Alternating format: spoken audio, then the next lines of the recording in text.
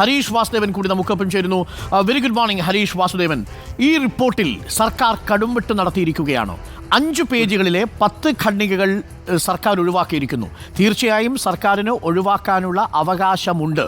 പക്ഷേ ഒരിക്കലത് ഒഴിവാക്കിക്കഴിഞ്ഞ് state public information officer വിവരാവകാശ കമ്മീഷണറുടെ ഉത്തരവ് പ്രകാരം നിങ്ങൾക്ക് ഈ പറയുന്ന ഭാഗങ്ങൾ ഒഴിവാക്കിക്കൊണ്ടുള്ള റിപ്പോർട്ട് നൽകുന്നുവെന്ന് ഉത്തരവിട്ടതിനു ശേഷം സാംസ്കാരിക വകുപ്പ് അതിൽ കടന്നു കയറി വീണ്ടും കടുംവെട്ട് നടത്തുന്നത് എന്തുകൊണ്ടായിരിക്കും? അത് ശരിയാണോ?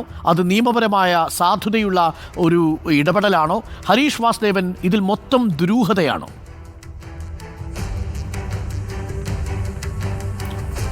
നമുക്ക് വളരെ കൃത്യമായിട്ട് ഒരു അട്ടിമറി എന്ന് തന്നെ പറയാൻ പറ്റും. വിവരാവകാശ നിയമത്തിന്റെ ലംഘനം എന്ന് മാത്രം പറഞ്ഞ് ലളിതവൽക്കരിക്കാൻ കഴിയുന്ന ഒരു കാര്യമല്ല. അത് എന്തുകൊണ്ടാണെന്ന് ഞാൻ വിശദമാക്കാം. കാരണം ഇത് ആളുകൾ കൂടി ബോധ്യമാവേണ്ടതുണ്ട്.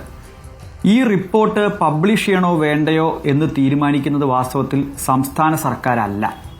സംസ്ഥാന സർക്കാർ എന്ന് പറയുന്ന ഒരു വലിയ സംവിധാനമാണ്. സംസ്ഥാന സർക്കാർ എന്ന് പറയുന്നത് അതിന്റെ തീരുമാനമെടുക്കുന്നത് ക്യാബിനറ്റാണ്, മന്ത്രിസഭയാണ്, അല്ലെങ്കിൽ അതിൽ താഴെയുള്ള വകുപ്പ് സെക്രട്ടറിമാരാണ്.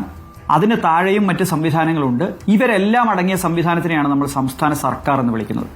എന്നാൽ റൈറ്റ് ടു ഇൻഫർമേഷൻ ആക്ട് പ്രകാരം ഒരു വിവരം പുറത്തു കൊടുക്കണോ വേണ്ടയോ എന്ന് തീരുമാനിക്കുന്നതിൽ ക്യാബിനറ്റിനോ മറ്റ് സർക്കാർ സംവിധാനങ്ങൾക്കോ വകുപ്പ് സെക്രട്ടറിമാർക്കോ യാതൊരു പങ്കുമില്ല. മറിച്ച് അവിടുത്തെ പബ്ലിക് ഇൻഫർമേഷൻ ഓഫീസറാണ് അതിന്റെ തീരുമാനമെടുക്കാനുള്ള അധികാരി. അങ്ങനെ സ്റ്റാറ്റ്യൂട്ട് ഒരാളെ അധികാരപ്പെടുത്തിയാൽ അതിൽ കടന്നു കയറുന്നത് വാസ്തവത്തിൽ നിയമ വ്യവസ്ഥയ്ക്കകത്തുള്ള കടന്നുകയറ്റമായിരിക്കും, അധികാരം ഉപയോഗിച്ചുകൊണ്ട്. അപ്പോൾ അത്തരത്തിൽ പബ്ലിക് ഇൻഫർമേഷൻ ഓഫീസർ കൊടുക്കാൻ പറ്റില്ല എന്ന് പറഞ്ഞൊരു വിവരമാണ് നേരത്തെ വിവരാവകാശ കമ്മീഷനിൽ അപ്പീലായിട്ട് നിങ്ങളുടെ റിപ്പോർട്ടർ ഉൾപ്പെടെയുള്ള ആളുകൾ പോയത്. ആ പോയ റിപ്പോർട്ട് വളരെ വിശദമായി പരിശോധിച്ച് കാര്യകാരണ സഹിതം സിവിയറബിലിറ്റി എന്ന ക്ലോസ് ഉപയോഗിച്ചുകൊണ്ട് നിങ്ങൾക്ക് സ്വകാര്യത ലംഘിക്കാതെ കൊടുക്കാൻ പറ്റുന്ന വിവരങ്ങൾ കൊടുക്കേണ്ടതാണ് എന്നാണ് വിവരാവകാശ കമ്മീഷൻ പറഞ്ഞത്. വിവരാവകാശ കമ്മീഷൻ ഒരു കാര്യം കൂടി വ്യക്തമാക്കി. ഇപ്പോൾ നേരത്തെ റിപ്പോർട്ടർ സൂചിപ്പിച്ചതുപോലെ അതിനകത്ത് എന്തൊക്കെ വസ്തുതകളാണോ സ്വകാര്യതയുമായി ബന്ധമില്ലാത്തത് ബാക്കിയെല്ലാം റിവീൽ ചെയ്യണം. അതിലാണ് പാരഗ്രാഫ് 96 എക്സ്പ്ലിസിറ്റ് ആയിട്ട് റിവീൽ ചെയ്യരുത് എന്ന് പറഞ്ഞിരിക്കുന്നത്.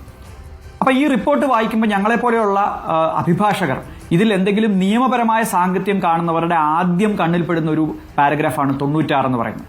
കാരണം 96-ലാണ് വളരെ ഗൗരവമായൊരു പരാമർശമുള്ളത്. എവിഡൻസുകൾ പരിശോധിച്ച് ഞങ്ങൾക്ക് ബോധ്യം വന്നിട്ടുണ്ട് സെക്ഷൽ അബ്യൂസസ് നടക്കുന്നുണ്ട് എന്നുള്ള കാര്യത്തിൽ എന്ന് മാത്രമല്ല, അത് വളരെ ഉന്നതരായിട്ടുള്ള വ്യക്തികളാണ്, വളരെ പരിചിതമായിട്ടുള്ള ആളുകളാണ്. അവരുടെ പേരുകൾ കമ്മീഷന് മുമ്പാകെ പറയപ്പെട്ടു എന്നാണ് ആ വാചകം. അപ്പോൾ ഞാൻ ഇന്നലെയും ചർച്ചയിൽ ആവർത്തിച്ച ആ വാചകം. അപ്പോൾ ആ സംഗതി അതിനുശേഷമുള്ള പാരഗ്രാഫുകൾ വായിക്കാൻ സ്വാഭാവികമായിട്ടും നമുക്ക് താല്പര്യമുണ്ടാവും. അപ്പോഴാണ് നമ്മൾ പബ്ലിക് ഇൻഫർമേഷൻ ഓഫീസറുടെ ഉത്തരവിലേക്ക് പോകുന്നത്. അത് കത്തല്ല, അതൊരു ഉത്തരവാണ്. പബ്ലിക് ഇൻഫർമേഷൻ ഈ RTI ആക്ട് പ്രകാരം ഒരു അപേക്ഷ കൊടുത്താൽ ആ അപേക്ഷയുടെ കൾമിനേഷൻ എന്ന് പറയുന്നത്, അതിന്റെ അവസാനം എന്ന് പറയുന്നത് പബ്ലിക് ഇൻഫർമേഷൻ ഓഫീസറുടെ ഒരു ഉത്തരവാണ്. പബ്ലിക് ഇൻഫർമേഷൻ ഓഫീസർ ഒരു ഉത്തരവിട്ടാൽ അതിന്റെ മുകളിൽ സർക്കാർ സംവിധാനങ്ങൾക്കൊന്നും ഇടപെടാൻ പാടില്ല എന്നാണ് നിയമം പറയുന്നത്.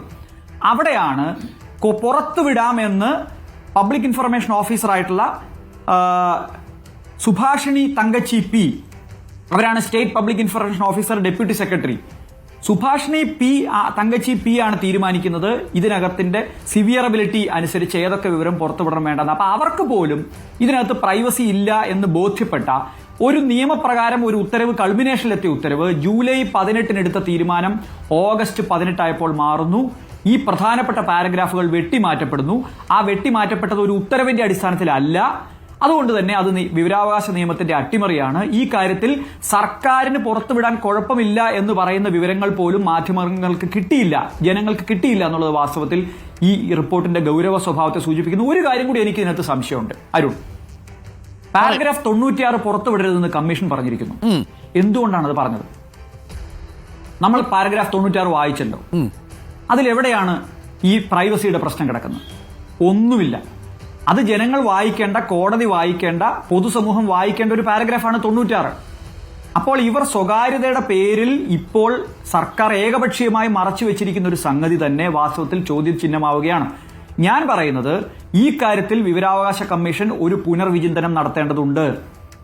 സർക്കാർ ഏകപക്ഷീയമായി മറച്ചുവെക്കപ്പെട്ട പാരഗ്രാഫുകൾ വാസ്തവത്തിൽ ഈ ആക്ട് പ്രകാരം മറച്ചുവെക്കപ്പെടേണ്ടത് തന്നെയാണോ, അതോ അത് പ്രതികളുടെ പേരുകൾ മാത്രം സംരക്ഷിക്കുന്നവയാണോ എന്ന കാര്യത്തിൽ കമ്മീഷൻ ഒരു പുനരാലോചന നടത്തണം. ആ കാര്യത്തിൽ കമ്മീഷനെ സമീപിക്കാൻ പോലും ഞാൻ തയ്യാറാണ്, മറ്റാരും പോകുന്നില്ല എങ്കിൽ. അല്ലെങ്കിൽ ബഹുമാനപ്പെട്ട ഹൈക്കോടതി ഈ കാര്യത്തിൽ ഇടപെടണം. കാരണം സർക്കാർ ഈ 11 പാരഗ്രാഫ് വെട്ടിയത് ആരെ സഹായിക്കാനാണ് എന്നുള്ളത് പാരഗ്രാഫ് 96 വ്യക്തമാണ്. ഇത് സർക്കാർ ഒരു ഉത്തരവിലൂടെ അല്ല ചെയ്തത് എന്നുള്ളത് നമ്മൾ സർക്കാരിന്റെ പ്രവർത്തനങ്ങളെല്ലാം ഉത്തരവുകളിലൂടെ വേണമെന്നുള്ളതാണ്. അപ്പൊ അതിനുശേഷമാണ് ജൂലൈ 18 ഇല്ലാത്ത താല്പര്യമാണ് ഇത് വിവാദമായപ്പോൾ ഓഗസ്റ്റ് 18 സംഭവിച്ചിരിക്കുന്നത് എന്നതാണ് ഇതിനകത്തെ പ്രാധാന്യം.